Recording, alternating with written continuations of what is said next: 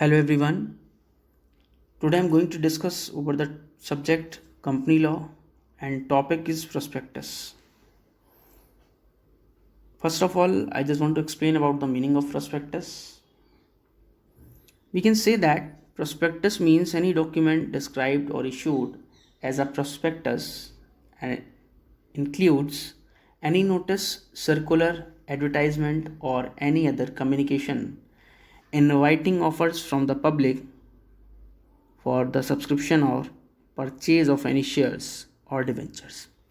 Basically हम prospectus को इस बेसिस से समझ सकते हैं कि ये एक ऐसा डॉक्यूमेंट होता है जहाँ पर कंपनी किसी भी तरीके का नोटिस या कोई सर्कुलर या एडवर्टीज़मेंट या कंपनी जो है बेसिकली कम्युनिकेट करती है या पब्लिक से ऑफरिंग करती है या अपने सब्सक्रिप्शन के लिए पब्लिक के लिए ऑफ़र करती है कि आप सब्सक्रिप्शन कंपनी का ले सकते हो इन द फॉर्म ऑफ शेयर्स और डिवेंचर्स, या फिर आप शेयर के फॉर्म में वो आपको सब्सक्रिप्शन कराएगी या ऑफ़र इनवाइट करेगी या फिर आपको डिवेंचर्स के फॉर्म में आपको ऑफ़र देगी, राइट.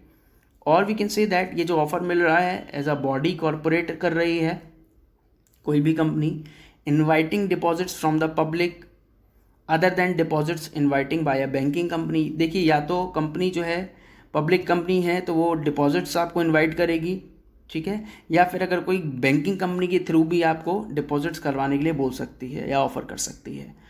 और we can say that financial institution approved by the federal government whether described as a prospectus और अदरवाइज. बेसिकली ये कह सकते हैं कि आप जो भी फाइनेंशियल इंस्टीट्यूशन होते हैं वो इस बात को अप्रूव करते हैं कि जो फेडरल गवर्नमेंट है, ठीक है, बेसिकली वो प्रोस्पेक्टस को इशू कर सकती है या जो फाइनेंशियल इंस्टीट्यूशंस होते हैं वो पैसे के लिए पब्लिक के लिए यानी कि इनवाइट कर सकते हैं डिपॉजिट्स के लिए, ठीक है. तो वो जो इनवाइट करते हैं बेसिकली वो प्रोस्पेक्टस के बिहाफ पे ही करते हैं, right. We can say that company prospectus is a release by company to inform the public और investors of various securities that are available. Basically company जो है वो प्रोस्पेक्टस इशू करती है, किस बेसिस पे करती है कि जो पब्लिक है या फिर जो इन्वेस्टर्स हैं वो अलग अलग सिक्योरिटीज़ उनके लिए कौन कौन सी अवेलेबल हैं उस बेसिस पे कंपनी अपनी सिक्योरिटीज़ को मेंशन करती है और अपने ऑफर को रिप्रेजेंट करती है, राइट. और we can say that these documents described about the mutual funds, bonds, stocks and other forms of investments offered by a company. Basically जो डॉक्यूमेंट प्रोस्पेक्टस में होते हैं उसमें म्यूचुअल फंड, बॉन्ड, स्टॉक्स या other form of investment जो है वो company offer करती है in the form of prospectus के फॉर्म में, ठीक है.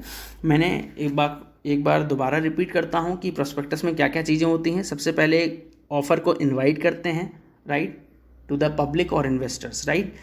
और you can say that it's a kind of notice. ये नोटिस होता है या सर्कुलर होता है या एडवर्टीजमेंट होता है, ठीक है, जिससे कंपनी कम्युनिकेट करती है अपने इन्वेस्टर से या फिर जो कंपनी के पब्लिक के लिए जो कंपनी डील करना चाहती है, राइट. और we can say that a prospectus is generally accompanied by a basic performance and financial information about the company.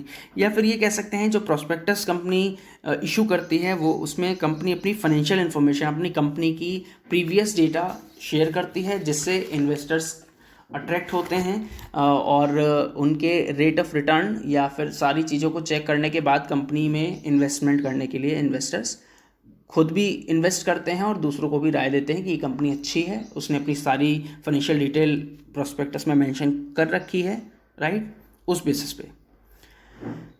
Here we can say that which companies are required to issue prospectus. ऐसी कौन सी companies होती हैं जो prospectus issue कर सकती हैं. तो first point is every public listed company who intends to offer shares or debentures of the company to the public. Basically public company, जितनी भी पब्लिक कंपनी हो सकती हैं बेसिकली वो क्या कर सकती हैं, शेयर्स और डिवेंचर्स को पब्लिक के लिए इशू कर सकती हैं, राइट.